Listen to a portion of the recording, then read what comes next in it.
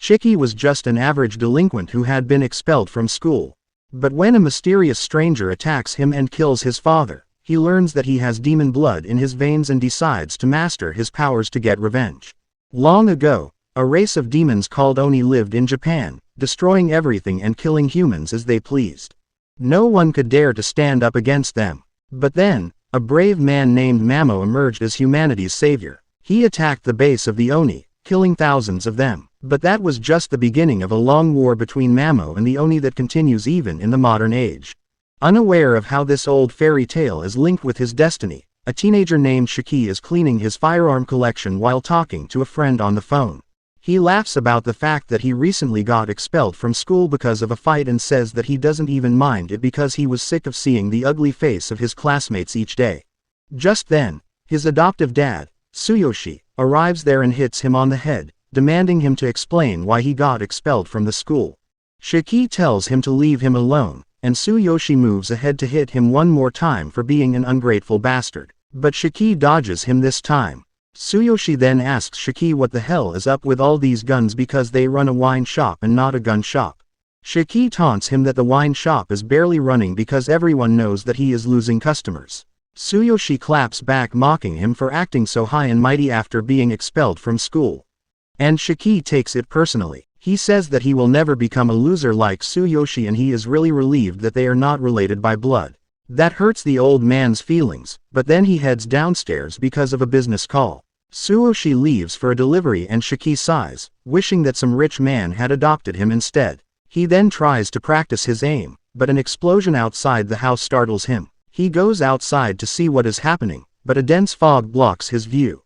Suddenly, a gust of strange black mist shoots out of the fog and Shiki falls back in shock. The mist follows him, grabbing his leg and dragging him outside before dropping him on the street. As Shiki gets up and wonders what the hell is happening, a scary old man dressed in white appears there, ready to attack him. However, the very next moment, Tsuyoshi returns there and he rams his car into the attacker before telling Shiki to get into the car. He drives away as fast as he can, saying that their only option is to leave the country now. However, Shiki has still not processed what just happened. He asks his dad how could he just kill someone with his car, but Tsuyoshi tells him that the man is not dead yet and they need to get as far away from him as they can. He is really distressed and tells Shiki to listen to him carefully as they don't have much time. Tsuyoshi tells Shiki that he is a descendant of the Oni and the guy who just attacked him is the descendant of Mamoru. Shiki tells him to stop joking because it is not the time for that, but Tsuyoshi tells him that he is serious. Just then, a blade made of black mist penetrates the car's roof and Tsuyoshi barely dodges it. He realizes that the attacker has caught up to them and then suddenly the windows of their car are covered by black mist, completely blinding them. Tsuyoshi stops the car near an abandoned warehouse and quickly gets out of it, telling Shiki that they need to hide immediately. Just then, the car explodes and when Tsuyoshi turns back, he finds that Shiki is missing. Luckily, he sees a trail of black mist entering the warehouse and realizes that his son has been taken there. Inside the warehouse, Shiki finds himself trapped in a giant web made out of the black mist with a scary guy named Samadare standing in front of him. Samadare tells Shiki that the only blood in his veins makes him nothing but a pest and exterminating such pests is the job of the Momotaro agency. Shiki is still in shock that Samadare survived being crushed by a car. But just then, Tsuyoshi comes there telling him that the fairy tale of Mamo is a real story. He says that for thousands of years, Mamo and Oni have been at war with each other through their descendants who share their blood. Eventually, the Momotaro descendants joined hands and formed the Momotaro agency, gaining advantage in the battle and forcing the Oni to hide among humans to survive. Shiki still can't understand what is happening, but Tsuyoshi tells him to let daddy handle it. Samadare suddenly creates two swords out of black mist and in response, Tsuyoshi also unleashes the same ability to fight him. The two men dash towards each other, clashing their blades and releasing a powerful shockwave. Tsuyoshi somehow pushes Samadare back, but he calls him weaker than he used to be back then. Samadare explains that the black mist is the unique ability only the descendants of Mamo can use and Tsuyoshi was once his senior in the Matero agency. Shiki is aghast on learning that his dad is a descendant of Matero. But Tsuyoshi says that he has forgotten about that entirely. Samadare asks him if he has also forgotten how dangerous Oni are. He declares that for the crimes of sheltering an Oni, Tsuyoshi will also be eliminated. Tsuyoshi responds by attacking him first, but he and Samadare are equally matched in strength. Shiki can only watch their crazy fight in bewilderment, while Samadare asks Tsuyoshi why is he protecting a monster who only lives for destruction. Tsuyoshi tells him to shut up and tries dealing serious damage to him. But Samadare is much faster than he expected. He easily dodges the attack and then hits Tsuyoshi with a super fast combo, severely injuring him and knocking him out. Shiki is devastated on seeing his dad bleed out and he curses Samadare, saying that he will kill him. Samadare, however, tells him that he is going to go to the afterlife with his dad soon. Just then, Tsuyoshi grabs his feet and Samadare asks him why is he going this far to protect an Oni, and he replies that he needs no reason to protect his son. He says that Shiki has not harmed anyone yet and it is wrong to kill him just because he has only blood. Samadare just creates a black mist sword to finish him off. And the rage boiling inside Shiki finally hits its limit. As his eyes turn red, he swears that he will kill the bastard who is trying to hurt his dad and his demonic powers awaken. He starts bleeding from every pore of his face and his demonic horns sprout out of his head. Shiki yells that he will kill Samadare. And when the man turns around to see him, he finds that Shiki is no longer restrained by the web. The very next moment, a bunch of guns made out of blood pop up next to his face. But thanks to his quick reflexes, he manages to block all the shots. However, Shiki has already moved on from that location, and while Samadare wonders where he is hiding, he notices blood dripping from the rooftop where Shiki is hanging upside down like a deranged Batman. Seeing his blood-covered form, Samadare realizes that Shiki has awakened and now he can fight by manipulating his blood. But that is not even the scariest thing about fighting an Oni. Suddenly, Shiki lunges towards him, pushing him back with his powerful strikes.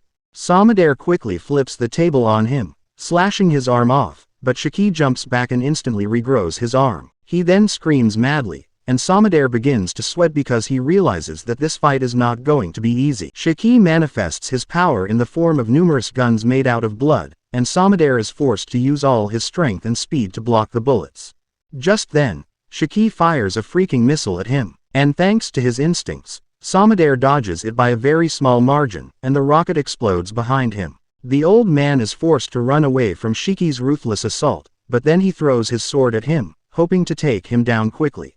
However, that is not nearly enough as Shiki quickly reaches him and kicks him away.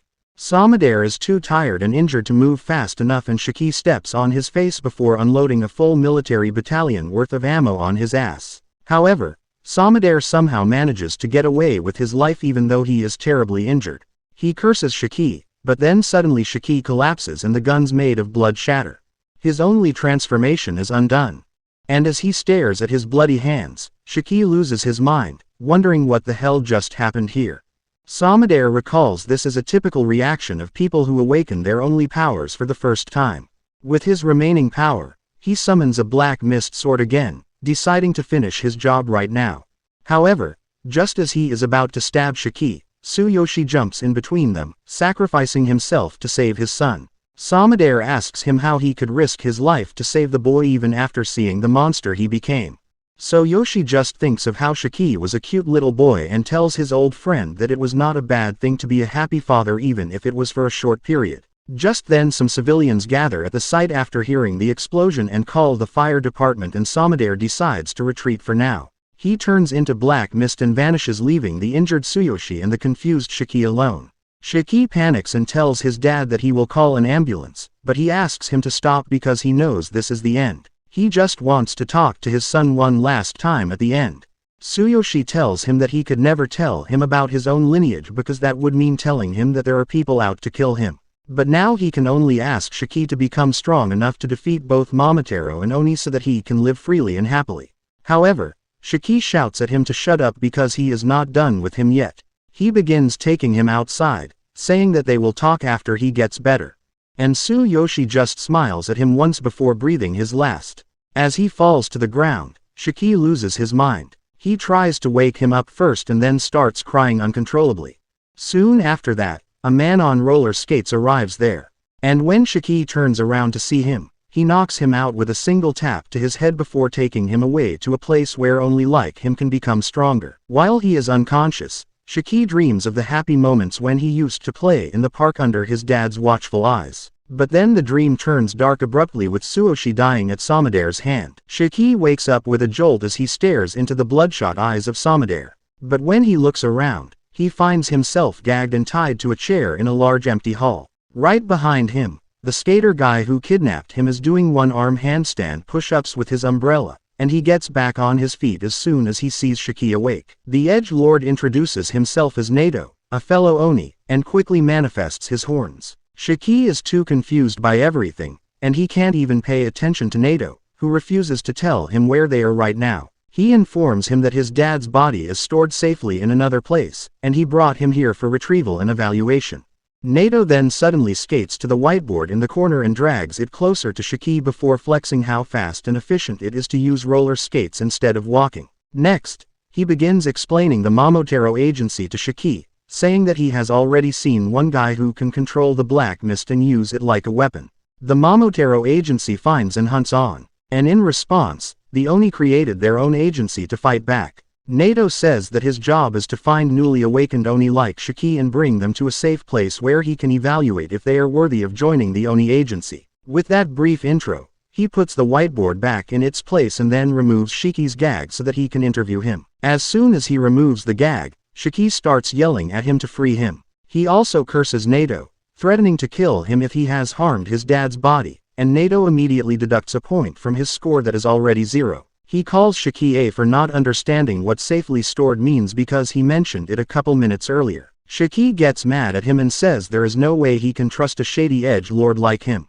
And Nato wasn't expecting anything else from him. He decides to deduct more points from Shiki's score the more he curses and demands to be set free, telling him to cooperate if he wants to pass the evaluation. Shiki doesn't give a about the evaluation, but he wants to be free quickly, so he tries holding his anger. However, he can't even do that properly, and Nato tells him to stop giving him the creepy look. Shiki snaps on hearing this and Nato decides to evaluate him using a non-standard method because normal things don't seem to work with nut jobs. He takes off his tie and before Shiki can even realize what is going on, Nato uses the tie to strangle him with his full strength. Shiki panics as he loses his breath and Nato says that a creature's true nature is revealed when it is close to death and that is what he wants to see. Shiki tries to resist with his full strength, but he can't get out of the chokehold even after bleeding from every hole on his face. He soon loses consciousness and Nato is disappointed in him. But the blood that Shiki just lost awakens as a result of its power. He into sharp spikes and attacks Nato who dodges the attack without much difficulty. Suddenly he finds a Gatling gun made of blood pointing at his head and behind it Shiki is in his berserker state. He opens fire at Nato and then backs away after he is satisfied. But his attacks didn't even touch the edgelord who protected himself by coating his umbrella in his blood. He deducts 100 points from Shiki's score because he doesn't even know how to use his Oni blood and then decides to show him how it is actually done even though he won't remember anything once the berserker state ends. Shiki suddenly lunges towards him, but Nato is prepared for everything. And a few minutes later, Shiki regains his consciousness. Lying defeated on the ground, he can't understand what just happened. But then he looks at his red hands and panics, realizing that he went out of control again. Nato calmly sits on top of him, saying that it is natural that his memory is a blank. Because when enemy goes into berserk mode, they lose their mind. Around them, the hall is a total mess as a result of their fight. And Shiki tells Nato to stop lecturing him when he is also using his blood as a weapon. Nato immediately makes his blood umbrella disappear, telling Shiki that he never went berserk because he can actually control his power. He then declares that there is nothing to be said anymore because Shiki is disqualified from joining the Oni agency. Shiki still has no idea what the hell is happening. But if there is one thing he knows for sure, it is that Nato is ridiculously strong. He decides to swallow his pride and begs Nato to take him as his underling because he wants to get stronger and avenge his dad. Nato immediately refuses his request, telling Shiki that someone like him who doesn't use his brain while fighting is always the first person to die in a real battle. He calls him a useless disgrace who can neither control his brain nor his power, and Shiki uses every ounce of his strength to hold back his rage. Nato then declares that it is time for him to dispose of Shiki. Because a berserk Oni is a liability to everyone, he uses his special ring to cut his thumb, letting a stream of blood trickle out. He turns the blood into an umbrella and Shiki suddenly gets an idea about how to make him change his mind. He runs away from Nato's range and then dashes towards him while dragging his fist on the ground till it bleeds. Nato quickly turns his umbrella into a spiky shield that will protect him from any melee attack and then calculates the possible moves Shiki can use. Shiki jumps up at the last moment, which was among the possibilities that Nato calculated. But then he surprises him by using the spikes to jump to the side and point a bloody gun at his face. Shiki puts all his focus into the gun, shooting a powerful shot with the recoil, sending him flying backwards. He can't believe that he managed to land a hit on Nato, but it turns out that he couldn't do it even this time. Nato simply blocks the blood bullet with his finger and shatters it, not giving Shiki any credit for the attack because he went halfway to berserk mode in order to attack him. As Shiki seems to lose his mind again, Nato decides to finish him off with his special move. He puts himself in a protective cage and summons archers made using his blood, ready to shoot at his command. However, as he notices Shiki fighting back against his berserker instincts and getting his power under control, Nato cancels his special move. Shiki is proud that he managed to control his power, but he falls on the ground because he just used up too much energy. Nato can't believe that not only Shiki controlled his powers, but he also suppressed berserker mode, which is not something everyone can do. He asks him how the hell did he do that, but Shiki smugly tells him to accept him as his underling to unlock the answer. Nato tells him that he will think about it, and Shiki decides to take that as a yes. He says that when Nato talked about controlling his blood, he didn't understand. But when he saw him slice his thumb and use the blood to create a weapon, he got an idea. He thought that since they were both on, he could just ape his, and surprisingly that worked. He didn't understand the fine details though, and he just let his arm bleed while yelling at it mentally to form a weapon. Shiki is still hyped that his gambit worked and asks Nato what he thinks about that.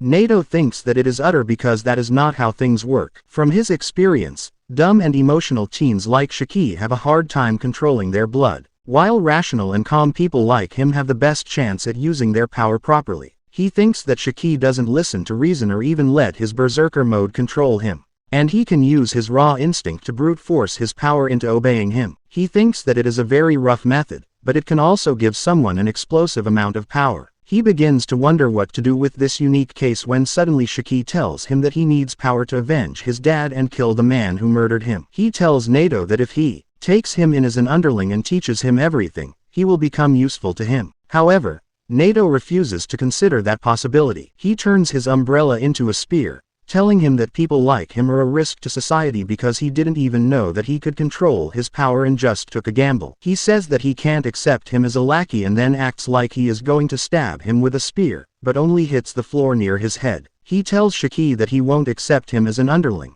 but as a student, and that is really confusing for Shiki because he thinks both are the same thing. Nato tells him that he passed the test barely, but he will give him the chance to prove his abilities. Shiki can't make sense of what is going on. So, Nato decides to start from the basics. He tells him that they are on an island called Hell's Doorstep, which was known as Onagashima in the past. It was the place where the original Momotaro massacred demons, but now it is a place where the Oni can live safely. At the center of the island, there is the Rosetu Academy, which is a military school that trains Oni to fight against the Momotaro agency. Shiki gets freaked out on learning that he is on an island, but Nato pokes his face, telling him that it is not important. The most important part is that the Rosetsu Academy will teach him everything from general education, controlling his Oni blood, fighting techniques, and the history between Mamo and Oni. Nato is Shiki's homeroom teacher, and he tells him more about how they do things here at the academy, but that is more than his pea-sized brain can handle. Shiki doesn't even care about that because all he wants to know is if he can become strong enough to avenge his dad. Nato can't give him any guarantee, but he tells him that if he can't become strong enough to fight the Matero agency, he will be expelled from school. Soon, Shiki gets dressed up and he is excited to go to a different kind of school. But Nato warns him that other people have passed the test this year and he is probably the least skillful amongst them. Suddenly, Shiki remembers his dad and asks Nato where his body is. Nato replies that they have kept him in the morgue because they wanted Shiki to handle the funeral as per his beliefs. Shiki gets a bit gloomy on thinking about his dad's death and Nato tells him that being a gloomy idiot is a waste of time and he should focus only on becoming stronger so that he can get his revenge. Shiki says that he seems like a nice guy after all and that embarrasses Nato, who speeds away telling Shiki that if he doesn't reach the class before him, he will be expelled. Shiki somehow catches up to him, and as he wonders how should he enter the class to farm the maximum amount of aura, Nato just kicks him through the door. Shiki feels like he got some aura debt because of his uncool entry, and he asks the masked boy named Jin for some tissues for his nosebleed. Jin turns out to be an even bigger edgelord than their teacher, and he tells Shiki to stop talking to him. Shiki gets mad at that and starts teasing him for not having his horns yet. Jin simply manifests his horns, saying that only dumb rookies who can't control the horns flaunt them all the time. This comment offends another guy named Akari, who also can't control his horns. Things start getting tense in the classroom with Shiki getting up close and personal with Jin. However, before things can get violent, Nato suddenly arrives behind them, and Shiki finds himself sitting right next to Jin without even realizing when it happened. Jin is equally shocked, but Nato doesn't have time to waste with what his students think. He says that for their first lesson, they are going to play a game of tag. He takes all the students to the forest, telling them that they have 1 hour to get back to the school while avoiding being caught by him. Nato then declares that anyone who doesn't make it back to school in the time limit will be expelled, and he doesn't care about Shiki's objection. He then tells the students that they are free to use their powers, and he will only use his in case someone goes berserk. Jin confidently says that he might get killed if he doesn't use his powers, and Nato has no issue with that. Instead, he says that if someone kills him, they will graduate instantly, and then they can join any squad that they wish to fight the Matero agency. He then says that the school is there to prepare them for real-life challenges, and he is going to test them at each step. He asks everyone if they are ready, and Shiki replies that he is going to give it his all and ace the tests. Nato then reveals that there is another rule and takes out 2 balls that are still smaller than mine. He tells the students that they need to have a ball with them when they reach the academy to pass this test, and then suddenly throws them into the restricted area. The students think that since there are only 2 balls, they will have to fight for them. But then Nato reveals that they will be divided into teams. The first team has Shiki along with Jin and the timid pink-haired Omare. The second group has the delinquent named Ducati and the nerd Guji, while the third group has the nervous Roku and Kuina, who seems the most confident out of everyone present there. Nato tells the 3 teams that he will enter the restricted zone 15 minutes after them so that they can get a head start. But Shiki interrupts him, saying that he doesn't want to team up with the masked weirdo. Nato tells him that he will be expelled if he can't work in a team, and he is forced to take his words back.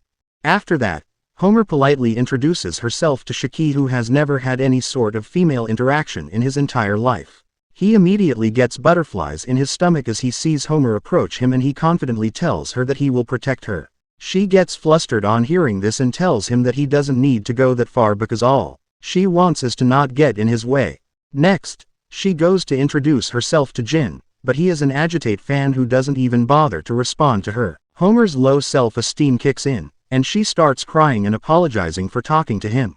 Shiki starts yelling at Jin for hurting the girl's feelings, and then he quickly moves on to comfort, telling her that she should not ruin her cute looks by crying. He then returns to taunt Jin, but the Tate fan tells him to stop being a beta S. Nato interrupts their quarrel and tells them to head inside because they don't have all day. Jin and Shiki immediately run towards the restricted forest, and after a while of staring around cluelessly, Homer also follows them. Inside, Jin starts jumping through the trees like a ninja from Naruto, thinking about how killing Nato will earn him his graduation and the right to join whichever squad he wants. He wants to take this chance to get on the front lines and face his greatest enemy again.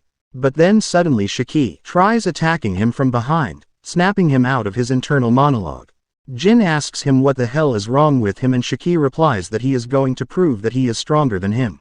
Jin is all in for a fight as well, and he removes his mask to reveal some terrible scars around his mouth. Shiki is creeped out, but he says that only weaklings show off their old scars, but Jin doesn't fall for his taunts. He simply removes his gloves, revealing that his hand is covered in stitch marks, too.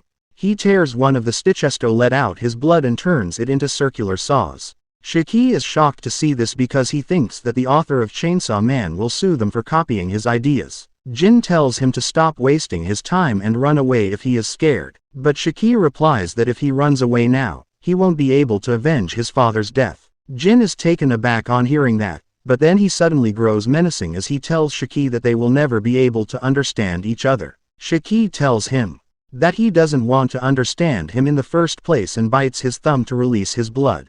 However, he fails to turn it into a gun this time and panics, wondering what exactly he should do to make it work. He decides to fight back using a stick because that's the only option he has. But he soon realizes that he is no match for Jin, who can cut trees with just one strike of his chainsaw arms. Meanwhile, Homer is trying to find the two boys when suddenly she hears the loud thud from trees falling on the ground. She suddenly panics and her inferiority complex kicks in, thinking that she is not fit to be in a place like this. However, she cheers up a bit on thinking that Shiki called her cute and she decides to look for him, not realizing that she was just a few feet away from one of the balls. At the same time, Shiki is trying to fight against Jin with his bare fists. Jin doesn't even use his chainsaw powers against him, and he is still able to whoop his with ease.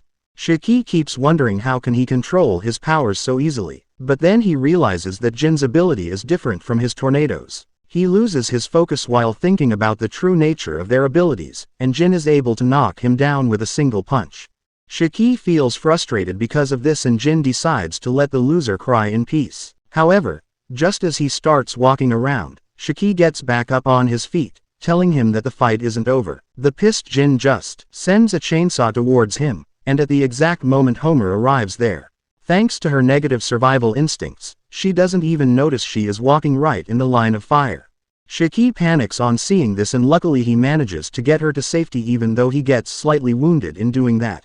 He quickly gets up from top of Homer and tells Jin to apologize to her. But Jin replies that it would have been her fault if she died from his weak attack. Shiki is pissed at this. But then suddenly he hears Homer chanting she is sorry like a prayer. He tells her that it is not her fault. But Homer is in a trance and she suddenly starts bleeding out from her nose. The blood slowly takes the form of a giant human and both Jin and Shiki freak out wondering what in the name of Attack on Titan is this. Homer tells them both to run away because her female titan is going to kill them. Just as she says this, the female titan hits the ground with her full strength and Shiki barely avoids getting hit by her attack. Jin, on the other hand, jumps right towards the female titan to fight back, but his chainsaws can't do much damage to her giant body. Shiki asks Homer if she can't stop that thing and she apologizes because she can't do anything. She suddenly collapses after losing too much blood and Shiki decides to get her away from the female titan to help her. However, he is shocked to see the titan protecting her and even Jin wonders if Homer's blood has a will of its own. Suddenly, the female titan starts spitting blood violently and while Jin hides behind a rock, Shiki takes the full force of the attack head on. The crying Homer asks the female titan to stop calling her elder sister and Shiki gets up confused about what she means. Homer once again asks him to run but Shiki refuses saying that she will die of blood loss if he doesn't help her, and he doesn't want to see anyone else die in front of him ever again. Suddenly, the female titan lets out a powerful roar whose shock wave reaches even the rest of the students outside the forest. Nato watches everything from a treetop and he decides to let Shiki and Jin try to deal with Homer's blood release ability before he steps in. Back at the location of the battle, Shiki tries injuring himself to draw blood and use it as a weapon, but that doesn't happen. The female titan attacks him and he dodges, but then the female titan scoops up some rocks from the ground and hurls them at him. He takes a hit and gets flung away. But the thing that hurts him most is how pathetically weak he is right now. He has never lost a fight before, but now he is just a useless brat. He starts crying because of frustration, but then Jin comes out to join the fight and tells him to go home if he is going to cry like a Shiki gets mad at him and tells him that he was just sweating from his eyes. But Jin doesn't have time for that. He slices open his wounds again and this time he creates two different types of chainsaws on either arm. The damage he took from the female titan's previous attack is still bothering him, but he is determined to win every fight in front of him. Nato just watches from afar, and he is impressed that Jin can create two types of weapons at the same time. He begins explaining how Oni blood can take any form they imagine, but it is often influenced by their past trauma, preferences, and experiences. Meanwhile, Jin rushes towards the female titan, using the circular chainsaw to climb up. He then tries to ape Levi Ackerman by attacking the female titan's neck, but she sacrifices an arm to protect herself. While he fights the female titan, Shiki screams at his hand to make something. He wonders why he can't make a weapon when Jin can. But then suddenly, he realizes that Jin only makes things for cutting. And even Homer has a personal connection with her female titan. He thinks that he can make guns because he likes them more than an average American. And he suddenly figures out how to control his powers. On the other side, Jin is having a hard time fighting the female titan, who suddenly lets out a loud roar that bursts his eardrums. He loses his sense of balance and thinks that he is going to die, and even Nato gets ready to step in, but then Shiki declares that he will take the fight up now.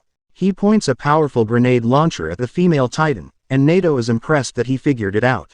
Shiki is thrilled to try out his new weapon, but then the female Titan attacks him. He dodges her attack and then fires a grenade at her, blowing her apart instantly, and both Jin and Nato are stunned to see his power. The female Titan starts vanishing as her fragments are scattered everywhere and Homer loses consciousness. Meanwhile, Jin is still astonished by Shiki's firepower when it suddenly starts raining blood. However, it was just the blood scattered in the air from Shiki's previous attack, and it soon turns into normal rain. Jin realizes that Shiki's attack didn't just kill the female Titan, but it also changed the weather. Shiki on the other hand doesn't even think about that. He starts heading towards Homer to see if she is fine. But then his vision gets blurry and he falls to the ground unable to move. Just then Nato comes there telling him that he unleashed a ridiculous amount of blood just now and that is why his body doesn't have any strength left. Shiki tells him that he can still go on and somehow forces himself to stand up. But that doesn't last even for 5 seconds and he once again falls to the ground. Nato calls him a noob who can't even control his power. But he realizes that Shiki's power was beyond anything he has ever seen. He tells Shiki that if he uses up too much blood, he could even die and that makes him worry about Homer instead of him. He asks Nato to check up on her because she might have used a lot of blood and he is fine being checked after her. Nato was not expecting Shiki to worry about another person when he himself is in such a serious condition. But just as he is about to help them, Jin launches a surprise attack on him. Thankfully, Nato's reflexes are fast enough to block the attack and he pushes Jin back, who tells him that they don't need to worry about the losers. Nato asks him what happens if Homer dies because she can't get emergency treatment and Jin replies that it doesn't concern him. Nato is disgusted on hearing that and he makes it clear to Jin that he hates selfish bastards like him. Jin doesn't care about that either and he just asks Nato to confirm that he can graduate if he kills him. Nato promises that he is speaking the truth and that is enough for Jin to dash straight at him. Nato blocks his blood chainsaw using his umbrella that is made from the same material as the Hulk's pants because that thing is indestructible. He then presses a button to release a smoke screen and Jin thinks that he is trying to take him down with a surprise attack. He is confident that he can kill Nato the moment he steps into his range, but the next moment he gets hit by some swift bullets. He immediately takes cover behind a tree and Nato keeps firing rubber bullets from his multi-purpose umbrella towards him, saying that the bullets won't kill him, but they will hurt like hell. He also purposefully targeted Jay's injured hand earlier for maximum damage.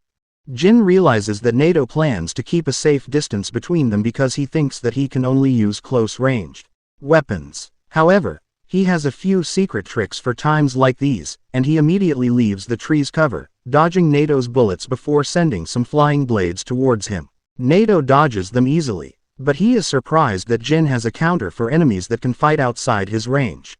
Jin keeps attacking him and then appears behind him mid-air, thinking that he won't be able to defend now. However, Nato just throws a bomb at him and Jin panics. Luckily, it turns out to be another harmless smoke bomb, and Jin thinks that Nato is going to shoot him from a distance again. That is why he doesn't even anticipate Nato coming in from behind and hitting him with a spine-crushing punch. Nato lectures him about being too sure about his predictions in a battle because that makes him vulnerable to surprise attacks. Jin is too injured and exhausted to even move now, but he keeps trying and Nato has to invert his umbrella and use it as a cage to contain him. Jin keeps trying to break free from the umbrella, and Nato asks him if he is so desperate to see his dad. He suddenly goes silent on hearing this and then asks Nato how did he know about that. Nato replies that he looked into his files so he knows a few things about him, including the fact that his dad is a mama. While every cell of Jin's body revolts on hearing this, Shiki is shocked to learn that both of them have similar backstories. However, Jin is filled with hatred as he admits that his father is a Momotaro and that bastard took everything away from him. He killed his family and then did experiments on him, leaving scars all over his body. Jin remembers how he survived on garbage and the hatred against his father. He swears that he will kill him with his own hands, even if he has to risk his life for that. In his enraged mode, Jin suddenly gets a burst of power, allowing him to uproot the cage holding him down. However, before he can do anything, Nato grabs him by his face and then slams him into the ground, calling him a stupid brat. He tells him that if he dies while chasing his dream, he is an idiot who will never be able to achieve them. He tells him to live for the sake of making his dream come true, even if it means accepting defeat and humiliation. Jin finally stops moving with that, and then Nato calls the school to send the nurse because he has an injured student here. He informs the school that Homer has been retired from this test because of her blood loss, and Jin has also been tied up. Shiki on the other hand is still standing, and Nato tells him that he has barely 6 minutes before the time limit runs out. He has one of the balls in his hand and tells Shiki that he can either try to take it from him or find the remaining ball within 5 minutes and reach the school. Shiki says that it is not fair, but he has no choice except playing by Nato's rules. He immediately runs away and Shiki decides to chase after him to see what he does. Meanwhile, Jin is sitting silently where he is tied to a tree when suddenly Shiki pops out of the bushes nearby. He walks over to Jin telling him that he will free him, but in exchange he will have to work together with him. Jin is shocked by this offer and Shiki says that neither of them can beat Nato on their own, but if they work together, they have a chance. Jin refuses, saying that being rescued by an idiot will lower his pride, and Shiki doesn't even bother to debate the point that he is an idiot. He asks Jin if his pride is more important to him than his goals, because he cannot achieve his goals just by sitting here. Jin asks him why does he even care about that, and Shiki reveals that his dad was a Matero too. Jin is shocked to hear this, and then Shiki pulls the good old Naruto on him, telling him that they are the same. Meanwhile, Nato is looking for Shiki, and since he can't find him, he doubts that he returned. Just then, he sees Shiki running away while cursing Jin and decides to corner him immediately. Shiki stops as soon as Nato jumps in, telling him that he is running out of time while flexing his ball. Shiki starts cursing Jin in his mind, not because he is not helping him, but because despite being rescued, he wanted to be the one in charge. Just then, Jin jumps at Nato from above, aiming for the ball, but he easily dodges him. However, that was just a feint, and Jin's real move is to throw a stone tied to a rope at Nato. The rope loops around him, quickly, restraining him, and then Shiki catches the other end. He and Jin start pulling Nato with all their might, but he digs his heels into the ground, pretty sure that they don't have enough stamina to win against him. Suddenly, Jin shoots a blood blade at Nato, forcing him to dodge, and he loses his balance in an attempt to do that. That is enough for Shiki, who rushes towards him and hits the ball out of his hands. The ball lands near Jin, and Nato is pretty sure that if he tries to take it to the school, Shiki will try to steal it from him. He plans to take it from them while they fight, but to his surprise, Shiki tells Jin to take the ball and run. Jin does exactly that, and Shiki keeps cheering on him excitedly. He tells Nato that they got the ball from him. But then Nato reminds him that only the person who takes the ball to the school passes, and at this rate that will be just Jin. Shiki is stunned on realizing that, and Nato realizes that he is a complete who doesn't think about the benefits and losses before taking any action. He does indeed regret his decisions quickly and yells at Jin to come back, but he is too far away to listen to him now. Jin is sure that he can make it back to the school in time at this rate. But then he remembers how this would not be possible without Shiki's help. And suddenly he can't just abandon him. He turns around and runs towards Shiki, who is dumbfounded, and asks him if he is as directionally challenged as Zoro. Jin tells him to shut up because the only reason he is doing this is because he doesn't want to owe his success to an idiot. He would rather fail and achieve his goal on his own. And that is why he asks Shiki to take the ball and head to the academy. However, just as they are about to make contact, a small pink creature comes running there at great speed and stops right in between them. Nato immediately pauses the test, telling them that they shouldn't fight when Muku, their high-speed courier delivery pet, is here with them. He knows that Muku is dispatched only when there is an emergency, and he activates the radio on its back to receive a request for backup from the Kyoto branch that is under attack by the Mamo agency. Outside the test zone, the rest of the students are patiently waiting for their turn, thinking that Shiki and others failed because it is already past the time limit. However, Nato returns along with Shiki and Jin just then, telling the other students that the Kyoto branch is in serious danger and it is requesting backup. So, they are heading there instead of conducting the test. They immediately get on a boat and head towards the Kyoto branch. And the students have mixed opinions about being on actual battlefields so quick. However, Nato tells them that they won't be fighting and he only needs them to support the actual fighters.